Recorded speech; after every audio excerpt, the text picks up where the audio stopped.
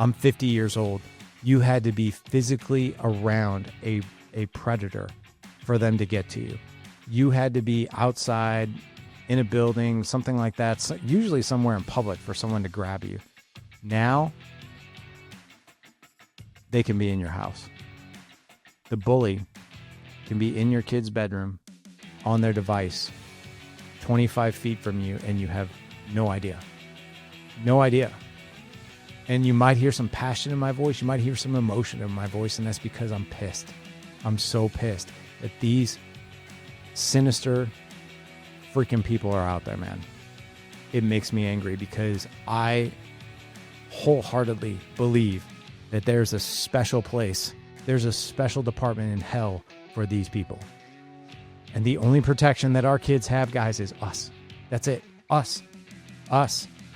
Otherwise, we are giving them a window to the entire world for them to pass through, and anybody to pass through their device. I'm not going to let that happen on my watch. If you're listening to this podcast, you're not going to let that happen on your watch.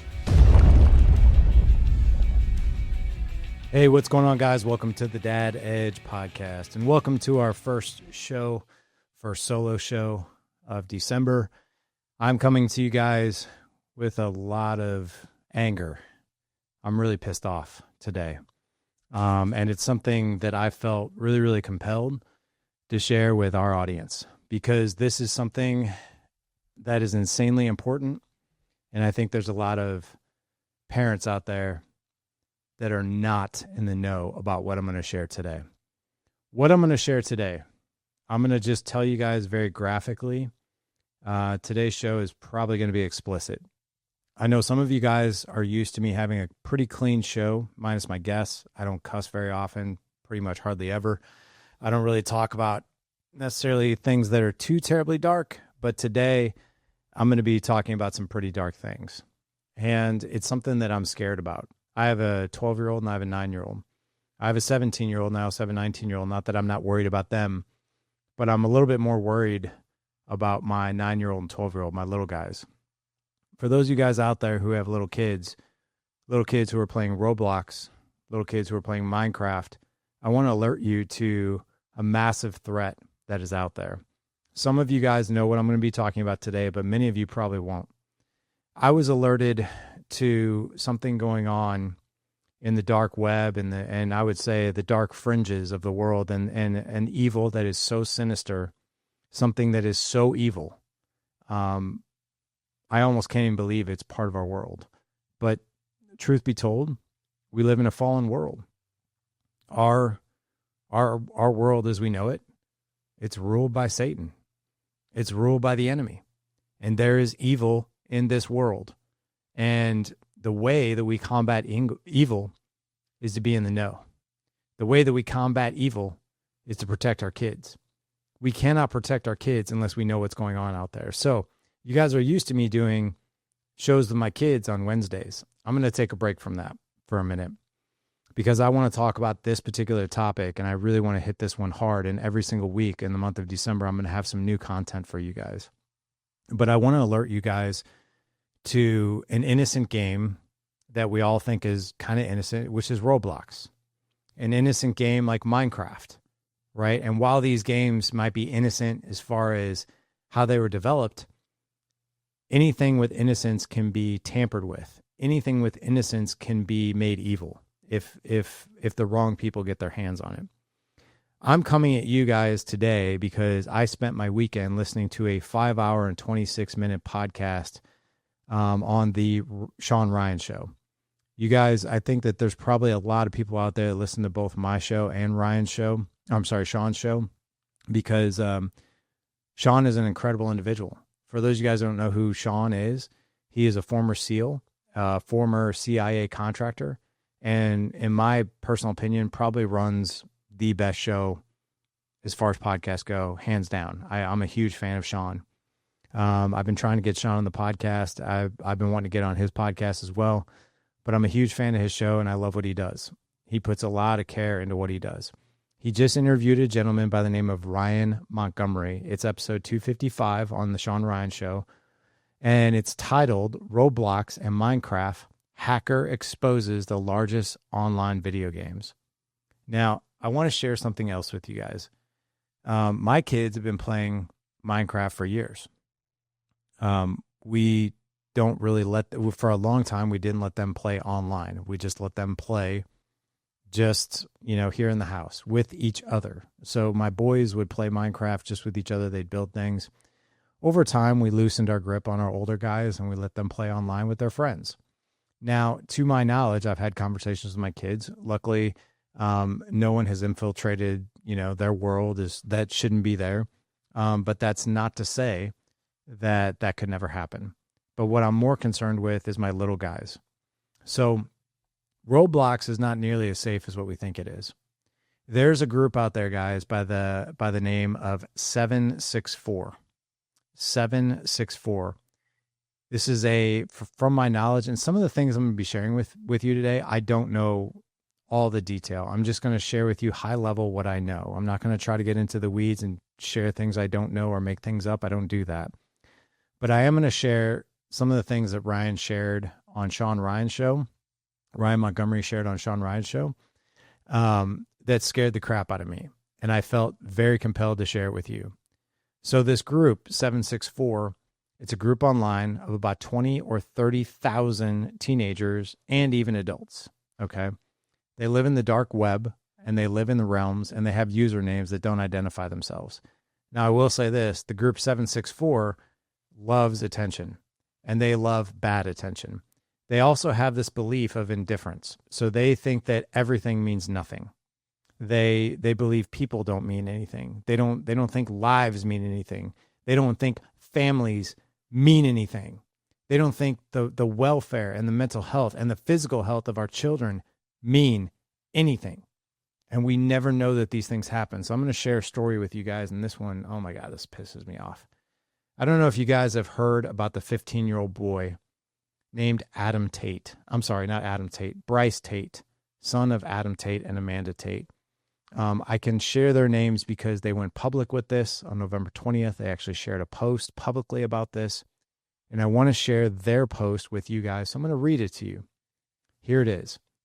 Many of you have heard about the tragic and unexpected passing of our son, Bryce Tate, a few weeks ago. In those initial moments, we were utterly devastated and confused. We've often heard stories where parents saw no signs leading up to such events, and that was true for us as well. I mean, I'm going to pause for a second. Can you guys feel this? Can you guys feel this from the parents? There were no signs. We had no clue that this was even happening. We spent days, I'm going to keep reading. We spent days sifting through memories, trying to make sense of it all. We checked his friends for any signs of bullying. There were none. He excelled in school, earning all A's and B's in his honor classes. He had loving parents who devoted their lives to providing him with a stable and nurturing home. He was surrounded by great friends. He lifted weights and played basketball every day. He hadn't been in a relationship for a long time, so heartbreaking wasn't a factor. Everyone we spoke to, school administrators, students, and community members, described the same hilarious, positive, and amazing young man we knew at home. Every lead we followed ended with a dead end, and nothing seemed to explain this heartbreaking tragedy. I'm going to keep going, guys. This is a little long, but it's really important. Then on Tuesday night, we received a call asking us to come to the police station the next morning. When the incident occurred, the police had taken Bryce's phone to investigate and help us piece together what had happened. They discovered something that finally gave us answers. Our son, Bryce, a victim of sextortion, kind of like extortion, but sextortion, a term we had never heard of before. And I'll be honest, I had never heard of it before this weekend either, guys. But that is becoming a serious and growing threat. Everyone needs to know about it and warn their kids. Bryce was contacted by someone as a 17-year-old local girl who claimed to share mutual friends with him. They knew his school. They used those details to build trust, making it seem like a genuine connection from nearby. The conversation started innocently, but quickly escalated when the person sent inappropriate photos and requested some in return. Like many 15-year-old boys, Bryce was compiled. Once the photos were sent, the extortion began. They demanded $500, threatening to share the images with his school, family, friends, and social media followers if he did not pay the $500. They shamed him relentlessly, convincing him that this was one mistake that would ruin his life forever. These criminals are professionals who prey on innocents all day long, and they are becoming incredibly persuasive, especially to vulnerable children. Bryce, feeling trapped with no way out, believing his world was destroyed, was manipulated into taking his own life. This wasn't something he planned or would have done otherwise. It wasn't due to bullying or any other underlying issue. He was a victim of a heinous crime, murdered, in my view, through his phone by a coward exploiting an innocent child. We are sharing this update because so many of you have been praying for answers and supporting us through this. We felt it was important to let you know. The FBI is currently investigating this, and it has become a large problem nationwide. Please help spread awareness about the dangers of sextortion to your loved ones, especially children and those who are vulnerable. We will not stop until we have justice for Bryce, and we love you. We also want everyone to be aware that the first message was at 4 p.m. and the last text was at 7:09 p.m. This happened over 3 hours, just 3 hours. This was extremely fast, and from what I've researched, this is typically how it works. Most outcomes are within 6 hours. 6 hours of the initial interaction. Now, excuse me, I'm gonna share more with you guys here. I listened to this podcast. So my wife sent me this particular post. Then I watched it on YouTube. My wife and I watched the entire interview with Ryan Montgomery and Sean Ryan on the podcast. It got really deep. It got really dark. I'm going to put a link for this podcast in the show notes. And what I'll tell you, most of us do not have the luxury of listening to a 5-hour, 26-minute podcast. But here's what I'll tell you to do. I want you guys to listen to the last hour and 40 minutes of the podcast. Break it up if you need to, but listen to the last 1 hour and 40 minutes because there's way worse things that are happening besides this. So apparently, this is just one avenue. So this sick, sadistic, twisted group does this all the time. They target kids online. They have fake users, and they will start a conversation with your kid, and they will act like they are a kid that is the same age as them, and they will act like they know them. They will build trust. They will build rapport. They especially love to go after kids who are facing maybe problems in school. Maybe they're being bullied. Maybe they're having problems getting along with their parents or siblings, but they prey on kids who are most vulnerable, and they build trust that way. Guys, what I'm telling you, the sex thing, the swap of pictures is just the tip of the iceberg. They not only are they exploiting these kids like this, but they're extorting these kids like this. They are having kids. I am not even kidding.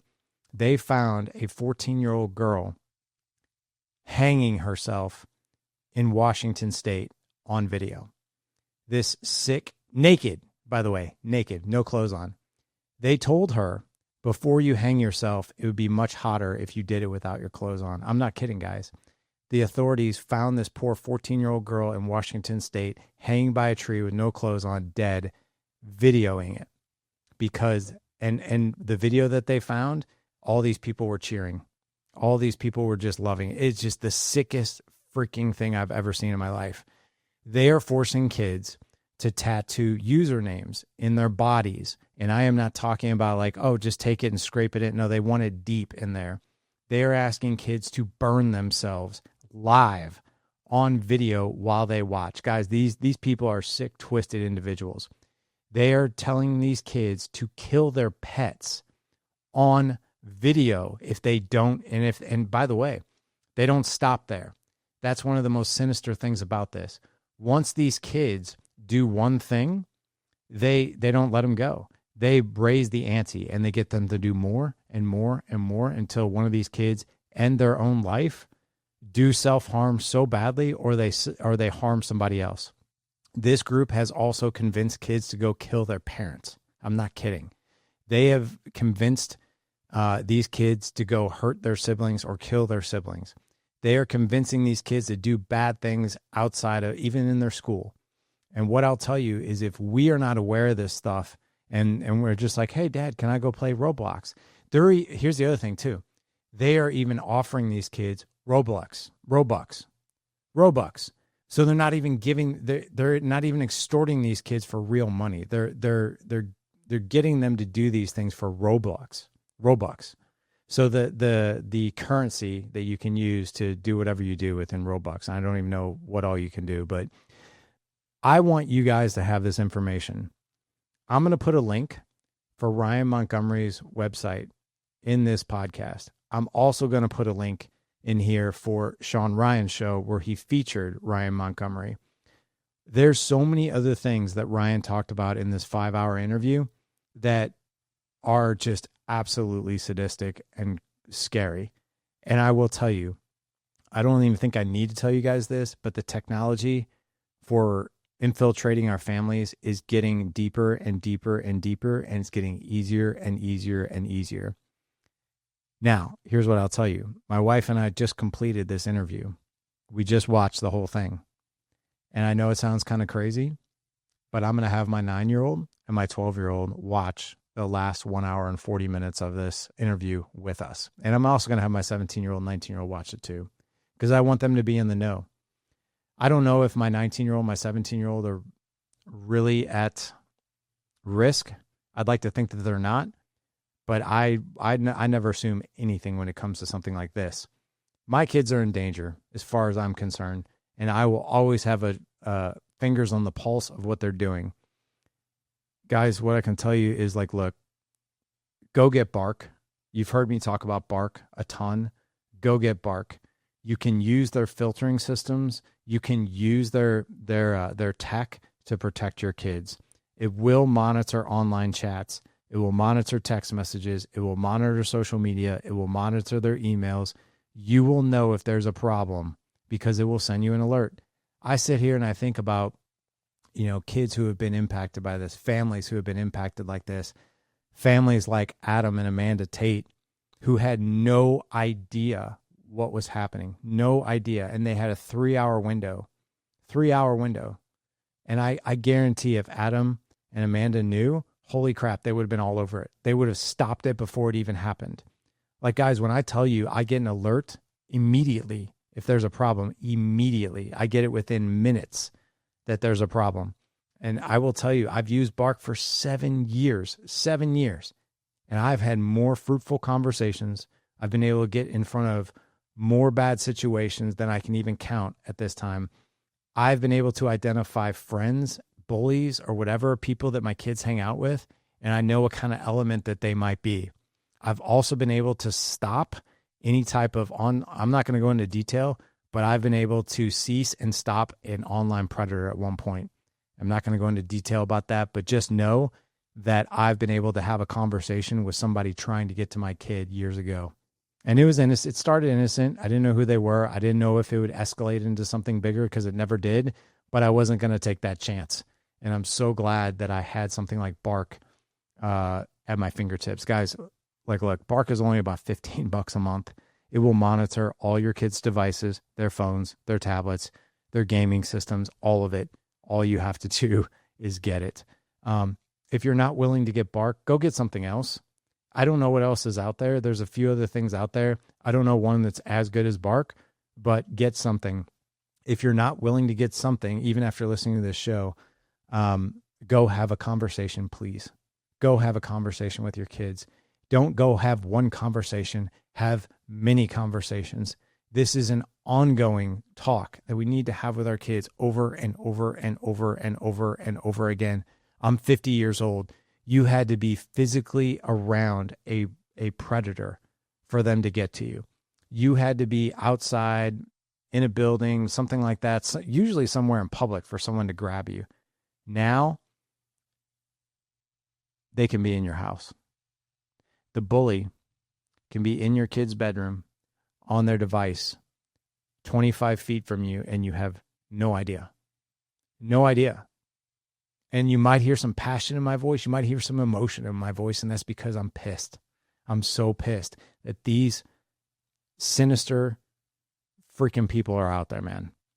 It makes me angry because I wholeheartedly believe that there's a special place. There's a special department in hell for these people. And the only protection that our kids have, guys, is us. That's it. Us. Otherwise, we are giving them a window to the entire world for them to pass through and anybody to pass through their device. I'm not going to let that happen on my watch. If you're listening to this podcast, you're not going to let that happen on your watch. Go have several conversations with your kids, you guys. Go have as many as you possibly can. I'm going to leave all these links in the show notes for you guys. If you guys head on over to thedadedge.com/1409, I'm going to have a bunch of resources in there for you. I'm going to have Bark in there for you. I'm going to have the podcast that Sean did with Ryan in there. I'm also going to have Ryan's links in there too for you. Guys, go be a mole on the internet and educate yourself on this topic. I'm going to find out more about this. I'm going to give you guys more information, more resources as the month goes on, but this is serious.